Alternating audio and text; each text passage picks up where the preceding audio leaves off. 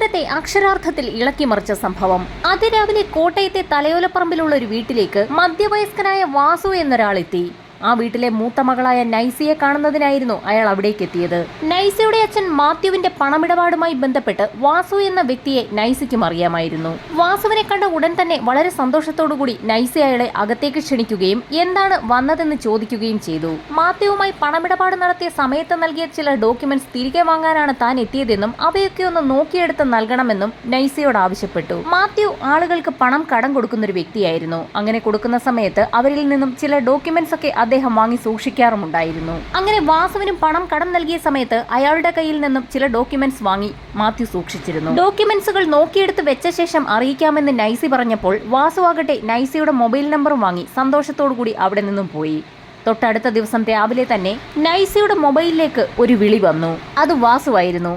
എന്താണെങ്കിലേ വിളിച്ചതെന്ന് തിരക്കിയ നൈസിയോട് തനിക്കൊരു കാര്യം പറയാനുണ്ടെന്ന് വാസു പറഞ്ഞു. അയാൾ പറഞ്ഞ കാര്യം കേട്ട് നൈസി നടുങ്ങിപ്പോയി. 8 വർഷം മുൻപ് കാണാതായ തന്റെ അച്ഛൻ മാത്യു മരണപ്പെട്ടിരിക്കുന്നു. അദ്ദേഹത്തെ കൊന്നതാണെന്ന് കൂടി വാസു പറഞ്ഞു കേട്ടതോടെ നൈസി ആകെ തകർന്നുപോയി. കയ്യിലുണ്ടായിരുന്ന മൊബൈൽ ഫോൺ താഴെ വീഴുകയും കോൾ കട്ടാവുകയും ചെയ്തു. വർഷങ്ങൾക്ക് മുൻപായിരുന്നു മാത്യുവിനെ കാണാതെയായത്. തലയോലപ്പറമ്പിലെ ഒരു റോഡിൽ മാത്യുവിന്റെ കാർ ഉപേക്ഷിക്കപ്പെട്ട നിലയിൽ കണ്ടെത്തുകയായിരുന്നു. കാർ ലോക്ക് ചെയ്ത നിലയിലായിരുന്നു. കാർ ലോക്ക് ചെയ്ത ശേഷം മാത്യു എങ്ങോട്ടോ പോയതാണെന്നായിരുന്നു അന്ന് കേസ് അന്വേഷിച്ച പോലീസുകാർ വ്യക്തമാക്കിയത്. മാത്യുവിന് വ്യാപകമായ പണമിടപാടുണ്ടായിരുന്നു. അതുമായി എന്തെങ്കിലും പ്രശ്നമുണ്ടായപ്പോൾ വീട് വിട്ട് മാറി നിൽക്കുന്നതാകാമെന്നായിരുന്നു കുടുംബം കരുതിയിരുന്നത്. അങ്ങനെ ഒരു ദിവസം മാത്യു വീട്ടിലേക്ക് എത്തുമെന്ന പ്രതീക്ഷയിൽ കഴിഞ്ഞിരുന്ന കുടുംബത്തിലേക്കാണ് ഇത്തരത്തിലൊരു വാർത്ത ഇപ്പോൾ എത്തിയിരിക്കുന്നത്. വാസു പറഞ്ഞ വാർത്ത കേട്ട് ആകെ തകർന്നു നിന്ന നാൻസി പെട്ടെന്ന് ധൈര്യം സംഭരിച്ചു. തന്റെ ഫോൺ എടുത്ത് പ്ലേ സ്റ്റോറിൽ കയറി പെട്ടെന്ന് തന്നെ ഒരു റെക്കോർഡിംഗ് ആപ്പ് ഡൗൺലോഡ് ചെയ്തു. അത് വർക്ക് ചെയ്യുന്നുണ്ടെന്ന് ഉറപ്പാക്കിയ ശേഷം വാസുവിനെ തിരികെ വിളിച്ചു. കോൾ എടുത്ത വാസുവിനോട് എന്താണ് തന്റെ അച്ഛന് സംഭവിച്ചതെന്ന് നൈസി ചോദിച്ചു. വാസു പറഞ്ഞതാകട്ടെ അമ്പരപ്പിക്കുന്ന കാര്യങ്ങളും. തന്റെ മകൻ അനീഷാണ് നൈസിയുടെ അച്ഛൻ മാത്യുവിനെ കൊലപ്പെടുത്തിയതെന്ന് വാസു വ്യക്തമാക്കി. അവർ തമ്മിൽ ചില പണമിടപാടുകൾ ഉണ്ടായിരുന്നു. ഇതേ തുടർന്നുള്ള തർക്കമാണ് കൊലപാതകത്തിൽ കലാശിച്ചതെന്ന് വാസു നൈസിയോട് പറഞ്ഞു. തലേ ദിവസം വാസുവെത്തിയത് അയാളുടെ മകൻ അനീഷ് മാത്യുവിനെ കൊലപ്പെടുത്തി എന്ന വിവരം നൈസിയെ അറിയിക്കാനായിരുന്നു. നേരിൽ പറയാനുള്ള ബുദ്ധിമുട്ട് കാരണം നൈസിയുടെ മൊബൈൽ നമ്പർ കൈവശപ്പെടുത്തി അയാൾ അവിടെ നിന്നും പോവുകയായിരുന്നു. കൂടുതൽ വിവരങ്ങൾ അറിയുന്നതിനായി വാസുവിനെ പിന്നീട് കോൺടാക്ട് ചെയ്തുകൊള്ളാമെന്ന് പറഞ്ഞുകൊണ്ട് നൈസി ഫോൺ കട്ട് ചെയ്യുകയും ഉടൻ തന്നെ വൈക്കം പോലീസ് സ്റ്റേഷനിലെത്തി വിവരം സ്റ്റേഷൻ ഹൗസ് ഓഫീസർ നവാസിനെ അറിയിക്കുകയും അവർ തമ്മിലുള്ള കോൾ റെക്കോർഡിംഗ് പോലീസിന്റെ കൈവശം നൽകുകയും ചെയ്തു.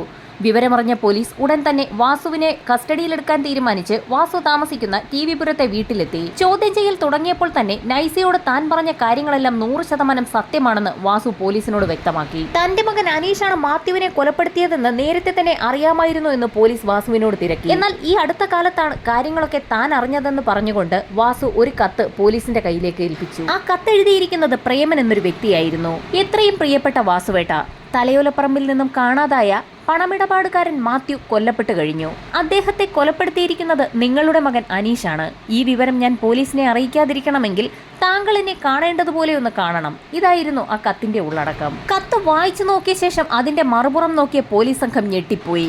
ആ കത്ത് പോസ്റ്റ് ചെയ്തിരിക്കുന്നത് പൂജപ്പുര സെൻട്രൽ ജയിലിൽ നിന്നുമായിരുന്നു. പൂജപ്പുര സെൻട്രൽ ജയിലിൽ കഴിയുന്ന ഒരു തടവുപുള്ളിയാണ് കത്തയച്ചിരിക്കുന്നതെന്ന് പോലീസിന് വ്യക്തമായി. ഒരു ജയിൽ പുള്ളിയുമായി വാസുവിനും വാസുവിന്റെ മകൻ അനീഷിനും എന്ത് ബന്ധമാണെന്ന് പോലീസ് ചോദ്യം ചെയ്തു. അനീഷും പ്രേമനും ഒരുമിച്ച് ജയിലിൽ കഴിഞ്ഞപ്പോൾ സുഹൃത്തുക്കളായവരാണെന്ന് വാസു പറഞ്ഞത് കേട്ട പോലീസ് എന്ത് കേസിന്റെ പേരിലാണ് അനീഷിനെ പോലീസ് നേരത്തെ അറസ്റ്റ് ചെയ്തിട്ടുള്ളതെന്ന് ഹൗസ് ഓഫീസർ ചോദിച്ചപ്പോൾ അവന് കള്ളനോട്ടടിക്കുന്ന പരിപാടിയുണ്ടായിരുന്നു എന്ന് വാസു വ്യക്തമാക്കി. ഇത് കേട്ട ഉടൻ തന്നെ പോലീസ് സംഘം വാസുവിന്റെ വീട് അരിച്ചുപറക്കി പരിശോധന ആരംഭിച്ചു. പരിശോധനയ്ക്കൊടുവിൽ വീടിനുള്ളിൽ നിന്നും കള്ളനോട്ടടിക്കുന്ന ഒരു പ്രിന്റിംഗ് പ്രസ് കണ്ടെത്തി. കള്ളനോട്ടടിക്കുന്നതിന് ആവശ്യമായ പേപ്പറും മഷിയും ഒക്കെ തന്നെ അവിടെ നിന്നും കണ്ടെടുത്തു. വാസുവിനെ വീണ്ടും ചോദ്യം ചെയ്തെങ്കിലും അയാൾക്ക് മകൻ നടത്തുന്ന ഇത്തരം ബിസിനസ്സുമായി യാതൊരു ബന്ധമില്ല എന്നും അവൻ അവിടെ നിന്നും നാട് വിട്ടു പോയിട്ട് ഒരുപാട് കാലമായെന്നും വാസു പോലീസിനോട് പറഞ്ഞു. ഏതാനും നാളുകൾക്ക് മുൻപായിരുന്നു അനീഷ പ്രിന്റിംഗ് പ്രസ് വീട്ടിനുള്ളിൽ കൊണ്ടുവച്ചത്. എന്നാൽ അതിൽ കള്ളനോട്ടടിക്കുന്നതാണെന്ന് തനിക്കറിയില്ലായിരുന്നു എന്നും കുറച്ച് നാളുകൾക്ക് മുൻപ് പത്തനംതിട്ട പോലീസ് കള്ളനോട്ട് കേസിൽ അവനെ അറസ്റ്റ് ചെയ്തപ്പോഴാണ് എല്ലാം പുറത്തറിയുന്നതെന്നും വാസു പോലീസിനോട് പറഞ്ഞു. അങ്ങനെയിരിക്കെ ഒരു ദിവസമാണ് പ്രേമൻ എന്ന ജയിൽ പുള്ളി അയച്ച കത്ത് വാസുവിന് ലഭിച്ചത്. മകന്റെ തെറ്റുകൾ പോലീസിനെ അറിയിക്കുന്നതിനുള്ള ഒരു എളുപ്പമാർഗമാണ് നൈസി എന്ന് തോന്നിയതുകൊണ്ടാണ് ആ വിവരം നൈസിയെ അറിയിച്ചതെന്നും വാസു പോലീസിനോട് സമ്മതിച്ചു. കോട്ടയം തലയോലപ്പറമ്പ് സ്റ്റേഷനുകളിലെല്ലാം തന്നെ മാത്യുവിന്റെ മിസ്സിംഗ് കേസ് നേരത്തെ അന്വേഷിച്ചിരുന്നു. മാത്യുവിന്റെ കൊലപാതക വിവരം അറിഞ്ഞതോടുകൂടി കള്ളനോട്ട് കേസുമായി ബന്ധപ്പെടുത്തി അനീഷിനെ പോക്കാൻ SP പോലീസുകാർക്ക് ഉത്തരവ് നൽകി. ഇതേസമയം പ്രേമൻ എന്ന തടവുകാരനെ കുറിച്ച് കൂടുതൽ അന്വേഷിക്കുന്നതിനായി ഒരു സംഘം പോലീസ് തിരുവനന്തപുരം പൂജപ്പുരയിലേക്കും പുറപ്പെട്ടു. തിരച്ചിലിനൊടുവിൽ പോലീസിന്റെ വലയിൽ കുരുങ്ങിയ അനീഷിനെ സ്റ്റേഷനിലെത്തിച്ച് ചോദ്യം ചെയ്യൽ ആരംഭിച്ചു. കള്ളനോട്ടുമായി ബന്ധപ്പെട്ടായിരുന്നു പോലീസിന്റെ ആദ്യഘട്ട ചോദ്യം ചെയ്യൽ മുറുകുന്നതിനിടയിൽ അനീഷിനോട് പോലീസ് മറ്റൊരു ചോദ്യം ചോദിച്ചു. തലയോലപ്പറമ്പിൽ നിന്ന് കാണാതായ പണമിടപാടുകാരനായ മാത്യുവിനെ തനിക്ക് പരിചയമുണ്ടോ എന്ന് ചോദിച്ചതും അനീഷ് ഒന്ന് പതറി. പോലീസ് വീണ്ടും ചോദ്യം ആവർത്തിച്ചപ്പോൾ മാത്യുവിനെ തനിക്ക് പരിചയമുണ്ടെന്നും അദ്ദേഹവുമായി പണമിടപാട് നടത്തിയിട്ടുണ്ടെന്നും ഏകദേശം 3 ലക്ഷം രൂപ വായ്പയായി വാങ്ങിയതായും അതിന് തക്ക ഈട് നൽകിയിട്ടുണ്ടെന്നും എന്നാൽ 8 വർഷങ്ങൾക്ക് മുൻപ് അദ്ദേഹത്തെ കാണാതായെന്നും അനീഷ് പറഞ്ഞു. മാത്യുവിനെ കാണാതായതിനു ശേഷം അനീഷിനെയും നാട്ടിൽ കണ്ടിട്ടില്ലല്ലോ എന്ന് പോലീസ് ചോദിച്ചപ്പോൾ തന്റെ ബിസിനസ്സുമായി ബന്ധപ്പെട്ട് നിരവധി പേരോട് താൻ പണം കടം വാങ്ങിയിരുന്നെന്നും അതൊക്കെ തിരിച്ചു കൊടുക്കാൻ കഴിയാത്ത സാഹചര്യത്തിൽ ഈ നാട്ടിൽ നിന്നും ഒന്ന് മാറി നിന്നതാണെന്നും അനീഷ് വ്യക്തമാക്കി. ഈ നാട്ടിൽ നിന്നും അനീഷ് എവിടേക്കാണ് പോയതെന്നും ഇത്രയും കാലം എന്തൊക്കെ ചെയ്തുവെന്നും പോലീസ് തിരക്കി. ഇവിടെ നിന്നും നാട് വിട്ടുപോയ അനീഷ് ഗുജറാത്തിലെത്തി. ഗുജറാത്തിൽ ഒരു പ്രിന്റിംഗ് പ്രസ്സിൽ ജോലി ചെയ്തുകൊണ്ടിരിക്കെ പ്രസിന്റെ മറവിൽ കള്ളനോട്ടടിക്കുന്ന സംഘവുമായി ബന്ധപ്പെട്ട് കള്ളനോട്ടടിയും തുടങ്ങി. തുടർന്ന് പോലീസ് കസ്റ്റഡിയിലെടുക്കുകയും 4 വർഷത്തോളം ജയിലിലാവുകയും ചെയ്തു. പുറത്തിറങ്ങിയ അനീഷ് പലരിൽ നിന്നും കടം വാങ്ങി ഒരു കട തുടങ്ങിയെങ്കിലും അതൊന്നും വിജയിച്ചില്ല. തുടർന്ന് വീണ്ടും കള്ളനോട്ടടിയിലേക്ക് തിരിയുകയായിരുന്നു. കോട്ടയം SP-യുടെ നിർദ്ദേശപ്രകാരം ആദ്യഘട്ടത്തിലെ ചോദ്യം ചെയ്യലുകളിൽ ഒന്നും തന്നെ മാത്യുവിന്റെ മരണത്തെക്കുറിച്ച് അനീഷിനോട് പോലീസ് സംഘം ചോദിച്ചിരുന്നില്ല. ഇതേസമയം തന്നെ പൂജപ്പുരയിലെത്തിയ പോലീസ് സംഘം പ്രേമനെ കസ്റ്റഡിയിലെടുത്ത് വീണ്ടും ചോദ്യം ചെയ്യൽ ആരംഭിച്ചു. അനീഷും താനും തമ്മിൽ ഗുജറാത്തിൽ വെച്ചുള്ള പരിചയമാണെന്നും അവിടെ ഒരു പ്രിന്റിംഗ് പ്രസ്സിൽ രണ്ടുപേരും ഒരുമിച്ച് ജോലി ചെയ്തുകൊണ്ടിരിക്കെ ഒരു പോലീസ് റെയ്ഡ് നടക്കുകയും തങ്ങൾ പോലീസിന്റെ കസ്റ്റഡിയിലാവുകയും ചെയ്തിരുന്നു എന്നും പ്രേമൻ പോലീസിന് മൊഴി നൽകി. അന്നത്തെ പോലീസ് റെയ്ഡ് കടയുടമ മസ്താന് വേണ്ടിയായിരുന്നു. എന്നാൽ മസ്താൻ അവിടെ നിന്ന് നാടുവിട്ട സാഹചര്യത്തിൽ ഗുജറാത്തിൽ നിന്നും പോലീസ് സംഘം അന്വേഷിച്ച് കോട്ടയം വൈക്കത്തെത്തിയിരുന്നു. വൈക്കം പോലീസ് സ്റ്റേഷനുമായി ബന്ധപ്പെട്ടെങ്കിലും യാതൊരു വിവരവും മസ്താനെക്കുറിച്ച് പോലീസിന് ലഭിച്ചില്ല. തിരിച്ച് പോലീസ് സംഘം ഗുജറാത്തിലെത്തിയപ്പോൾ വൈക്കം സ്റ്റേഷനിൽ നിന്നും ഒരു ഫോട്ടോ ഗുജറാത്ത് പോലീസ് സ്റ്റേഷനിലേക്ക് വന്നു. ആ ഫോട്ടോയിലുള്ളത് മസ്താനാണോ എന്ന് തിരിച്ചറിയുന്നതിന് വേണ്ടി ഗുജറാത്ത് പോലീസ് ആ ഫോട്ടോ തടവിൽ കഴിയുന്ന അനീഷിനെയും പ്രേമനെയും കാണിച്ചിരുന്നു. എന്നാൽ ഫോട്ടോ കണ്ടപ്പോൾ തന്നെ അത് മസ്താൻ അല്ല എന്ന് പ്രേമൻ പറഞ്ഞു. അതേസമയം അനീഷിനെ ഫോട്ടോ കാണിച്ചത് അത് മസ്താൻ അല്ല എന്ന് വ്യക്തമാക്കിയ അനീഷ് നന്നായി പതർന്നത് പ്രേമൻ ശ്രദ്ധിച്ചിരുന്നു. പോലീസുകാർ അവരുടെ അടുത്തു നിന്നും പോയപ്പോൾ തന്നെ പ്രേമൻ അനീഷിനോട് കാര്യം തിരക്കി. ആദ്യഘട്ടത്തിലൊന്നും അനീഷിന് ഫോട്ടോയിൽ കാണുന്ന വ്യക്തിയെ അറിയില്ല എന്ന് അനീഷ് തീർത്തു പറഞ്ഞു. എന്നാൽ കൂടുതൽ നിർബന്ധിച്ചപ്പോൾ പല കഥകളും അനീഷ് പറഞ്ഞു തുടങ്ങി. ആ ഫോട്ടോയിലുള്ളത് തന്റെ നാട്ടിലുള്ള പണമിടപാടുകൾ നടത്തുന്ന മാത്യു എന്നൊരു വ്യക്തിയാണ്.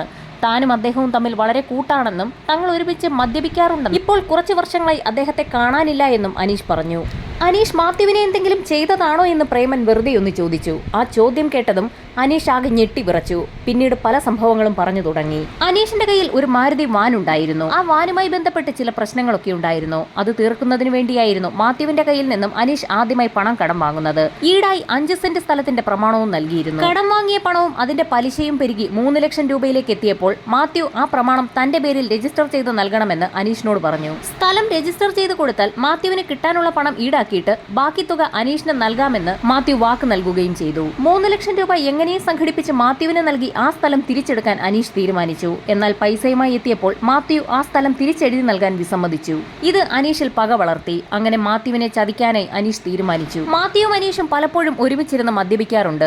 തലയോലപ്പറമ്പിലെ പാലാങ്കടവ് റോഡിന് സമീപത്തുള്ള അനീഷിന്റെ ഷോപ്പിലേക്ക് അങ്ങനെ ഒരു ദിവസം മാത്യുവിനെ വിളിച്ചു വരുത്തി. എത്ര കുടിച്ചാലും തലയ്ക്ക് പിടിക്കാത്തൊരു വ്യക്തിയാണ് മാത്യുവെന്ന് പറഞ്ഞ് പ്രോത്സാഹിപ്പിച്ച് അനീഷ് മാത്യുവിനെ കൊണ്ട് 7 ബോട്ടിലോളം ബിയർ കുടിപ്പിച്ചു. അങ്ങനെ തലയ്ക്ക് മത്ത് പിടിച്ചിരുന്ന മാത്യുവിന്റെ കഴുത്തിലേക്ക് ഒരു കയറിട്ട് മുറുക്കി അനീഷ് അയാളെ കൊലപ്പെടുത്തി. മാത്യുവിന്റെ മരണം ഉറപ്പാക്കിയ ശേഷം അനീഷ് തന്റെ കടയുടെ പുറകിൽ തന്നെ ഒരു കുഴിയെടുത്ത് മാത്യുവിന്റെ മൃതശരീരം അതിലിട്ട് മൂടി. ഇത്രയും കാര്യങ്ങളാണ് ഗുജറാത്തിലെ ജയിലിൽ വെച്ച് പ്രേമനോട് അനീഷ് പറഞ്ഞിട്ടുള്ളത്.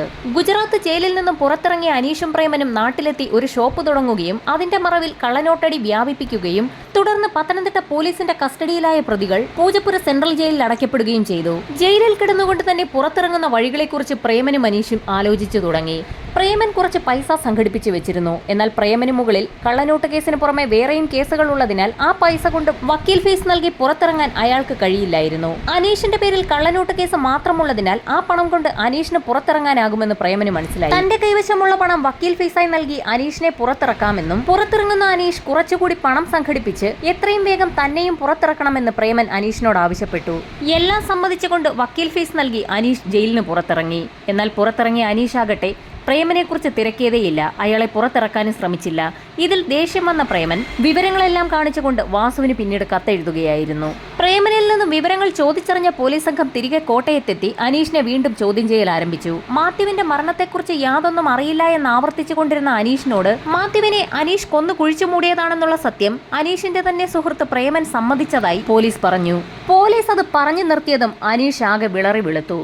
ഇനി പോലീസിന് മുൻപിൽ തനിക്ക് പിടിച്ചു നിൽക്കാനാവില്ല എന്ന് മനസ്സിലാക്കിയ അനീഷ് നടന്ന സംഭവങ്ങളൊക്കെ പറഞ്ഞു തുടങ്ങി. മാത്യുവിന്റെ മൃതശരീരം എവിടെയാണ് കുഴിച്ചു മൂടിയതെന്ന് പോലീസ് ചോദിച്ചു. തലയോലപ്പറമ്പ് ആശുപത്രി കവലയ്ക്ക് സമീപത്തുള്ള തന്റെ ഷോപ്പിന്റെ പിന്നിലാണ് മാത്യുവിനെ കുഴിച്ചിട്ടതെന്ന് അനീഷ് പറഞ്ഞപ്പോൾ പോലീസിനാകെ കൺഫ്യൂഷനായി. കാരണം നേരത്തെ അനീഷിന്റെ സുഹൃത്ത് പ്രേമൻ പറഞ്ഞത് അനീഷിന്റെ ഷോപ്പ് തലയോലപ്പറമ്പ് പാലാൽക്കടവിന് സമീപത്താണെന്നായിരുന്നു. എന്നിരുന്നാലും അനീഷിനെ കൊണ്ട് തെളിവെടുപ്പ് നടത്താൻ പോലീസ് സംഘം തീരുമാനിച്ചു. അനീഷ് പറഞ്ഞ സ്ഥലത്ത് തെളിവെടുപ്പിനെത്തിയ പോലീസ് സംഘം അക്ഷരാർത്ഥത്തിൽ നടുങ്ങിപ്പോയി. അനീഷ് തന്റെ ഷോപ്പുണ്ടെന്ന് പറഞ്ഞ സ്ഥലത്ത് ഇപ്പോൾ 3 നിലയുള്ള ഒരു പടുകൂറ്റൻ കെട്ടിടമാണുള്ളത്. വടക്കേ കൊല്ലൻപറമ്പിൽ എന്ന പടുകൂറ്റൻ കെട്ടിടമാണ് ഇപ്പോൾ അവിടെയുള്ളത്. ആ കെട്ടിടം പൊളിച്ചു കളഞ്ഞ് അതിന്റെ അടിയിൽ നിന്ന് മൃതദേഹം എടുക്കുക എന്നുള്ളത് സങ്കല്പിക്കാൻ പോലും കഴിയാത്ത കാര്യമാണ്. കാരണം അതുമായി യാതൊരു ബന്ധവുമില്ലാത്ത ആളുകളുടെ കെട്ടിടമാണ് അവിടെ ഉള്ളത്. കെട്ടിടത്തിന്റെ ഉടമസ്ഥരെ കൺവിൻസ് ചെയ്ത് അവിടെ ഒരു തിരച്ചിൽ നടത്തുന്നത് വലിയൊരു ടാസ്ക് ആയിരുന്നു. അനീഷിന്റെ മൊഴി അനുസരിച്ച് കെട്ടിടം പൊളിച്ചു നോക്കുമ്പോൾ അതിൽ മൃതദേഹം ഇല്ല എങ്കിൽ അത് വലിയ വെല്ലുവിളിയാകും. ഉന്നതാധികാരികളുടെയും കെട്ടിട ഉടമകളുടെയും എല്ലാം അനുവാദത്തോടുകൂടി കെട്ടിടത്തിന്റെ തറ പൊളിക്കാൻ പോലീസ് സംഘം തീരുമാനിച്ചു. പതിവ് പോലെ തന്നെ കെട്ടിടത്തിന്റെ താഴത്തെ നിലയിലുള്ള കടകളൊക്കെ പ്രവർത്തിച്ചുകൊണ്ടിരുന്നൊരു ദിവസം പോലീസ് സംഘം എത്തി കടയിലുള്ളവരോട് ഒഴിയാൻ പറഞ്ഞു. JCB ഉൾപ്പെടെ എത്തിയതോടെയാണ് പ്രദേശവാസികൾ വിവരമറിയുന്നത്. അനീഷുമായി പോലീസ് സംഘം അവിടേക്ക് എത്തുകയും ഉന്നത ഉദ്യോഗസ്ഥരുടെ സാന്നിധ്യത്തിൽ കെട്ടിടത്തിന്റെ അടിഭാഗം കുഴിക്കൽ നടപടി ആരംഭിക്കുകയും ചെയ്തു. വളരെ നേരം കുഴിച്ചെങ്കിലും ഡെഡ് ബോഡിയുമായി കണക്ട് ചെയ്യുന്ന ഒന്നും തന്നെ കിട്ടിയില്ല. അങ്ങനെ 2ാം ദിവസവും കുഴിക്കൽ നടപടി തുടർന്നു. അതിനിടയിൽ ഒരു എല്ലിൻ കഷ്ണം പോലീസിന് ലഭിച്ചു. ഒറ്റ നോട്ടത്തിൽ തന്നെ അത് മനുഷ്യന്റെ എല്ലുകളല്ല എന്ന് ഫോറൻസിക് സംഘം വ്യക്തമാക്കി. വിശദമായ പരിശോധനാ റിപ്പോർട്ടും അത് ശരിവെച്ചു. ദിവസങ്ങൾ പലത് പിന്നിട്ടിട്ടും മൃതദേഹം കിട്ടാതായതോടെ അനീഷ് തങ്ങളെ കബളിപ്പിക്കുകയാണോ എന്ന് പോലീസ് സംഘത്തിന് സംശയമായി. ഒരു വ്യക്തത വരുത്തിയതിനു ശേഷം മാത്രം ഇനി കുഴിയെടുത്താൽ മതിയെന്നുള്ള ഒരു ധാരണയിലേക്ക് പോലീസ് സംഘം എത്തി. ബിൽഡിംഗിന്റെ പ്ലാനും 8 വർഷം മുൻപുള്ള പ്രദേശത്തിന്റെ ഫോട്ടോയും സംഘടിപ്പിച്ച ശേഷം പോലീസ് വിശദമായി അനീഷിനെ വീണ്ടും ചോദ്യം ചെയ്തു. ചോദ്യം ചെയ്യലിന് ശേഷമുള്ള അനീഷിന്റെ മറുപടി തീർത്തും ഞെട്ടിക്കുന്നതായിരുന്നു. തനിക്ക് എന്തൊക്കെയോ ചില കൺഫ്യൂഷൻ തോന്നുന്നു എന്നും ഇവിടെ തന്നെയാണോ കുഴിച്ചിട്ടതെന്ന് ഉറപ്പു പറയാൻ സാധിക്കുന്നില്ല എന്നും അവൻ പറഞ്ഞു. പിറ്റേ ദിവസം വീണ്ടും അനീഷുമായി സംഭവസ്ഥലത്തെത്തി പോലീസ് തിരച്ചിൽ ആരംഭിച്ചു. കെട്ടിടം മുഴുവൻ ചുറ്റി നടന്നു കണ്ട അനീഷ് കെട്ടിടത്തിന്റെ പിൻഭാഗത്തായി ഭിത്തിയോട് ചേർന്ന് ഒരു ഭാഗം പോലീസിന് കാണിച്ചു കൊടുത്തു. ഇവിടെയാണ് താൻ മാത്യുവിനെ കുഴിച്ചിട്ടതെന്നും വ്യക്തമാക്കി. അനീഷ് പറഞ്ഞത് കേട്ട് അവിടെ കുഴിയെടുത്ത പോലീസിന് ആശാവഹമായ ഒന്ന് കിട്ടി. ഒരു റിസ്റ്റ് വാച്ച് ആയിരുന്നു അത്. ആ വാച്ച് മാത്യുവിന്റേത് തന്നെയാണെന്നും അനീഷ് പോലീസിന് മൊഴി നൽകി. വളരെ പ്രതീക്ഷയോടുകൂടി അവിടം കുഴിച്ചു തുടങ്ങി. അങ്ങനെ 32 എല്ലിൻ കഷ്ണങ്ങൾ ആ കുഴിയിൽ നിന്ന് ലഭിച്ചു. ഫോറൻസിക് സംഘത്തിന്റെ പരിശോധന ആരംഭിച്ചു. പരിശോധനയിൽ എല്ലിൻ കഷ്ണങ്ങൾ മനുഷ്യന്റേതെന്ന് തന്നെ കണ്ടെത്തി. മാത്യുവിന്റേത് തന്നെയാണോ എന്ന് സ്ഥിരീകരിക്കുന്നതിനായി മാത്യുവിന്റെ പെൺമക്കളുടെ DNA കളക്ട് ചെയ്യാൻ തീരുമാനിച്ചു. DNA പരിശോധനാ ഫലത്തിൽ മൃതദേഹത്തിന്റെ അവശിഷ്ടങ്ങൾ മാത്യുവിന്റേതെന്ന് തന്നെ കണ്ടെത്തി. കുറ്റം തെളിഞ്ഞതോടെ അനീഷ് പോലീസ് കസ്റ്റഡിയിലുമായി. തങ്ങളുടെ പിതാവിന്റെ മരണത്തിന്റെ സത്യാവസ്ഥ തെളിഞ്ഞത് വാസുവിലൂടെ ആയതുകൊണ്ടാവണം പിന്നീട് അനീഷ് പണയം വെച്ച 5 സെന്റ് സ്ഥലത്തിന്റെ പ്രമാണം മാത്യുവിന്റെ മകൾ അനീഷിന്റെ പിതാവ് വാസുവിന് തന്നെ എഴുതി നൽകി.